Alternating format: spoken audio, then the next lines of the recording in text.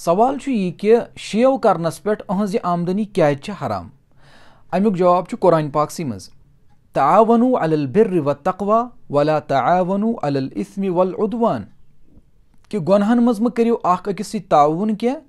गुनहन मज मह दियो अख अकिस साथ क्या। चूंकि रेश थवन जरूरी वाजिब युस अख वाजिब खत्म करनुक जरिया बनान तहज आमदनी कित कन जायज़। यिथ कन अकिस खातून जरूरी कलुक मस थवन सह हेक खूर करित क्या यह आब यवान मान यह गुनाह बिल्कुल इथे कन अख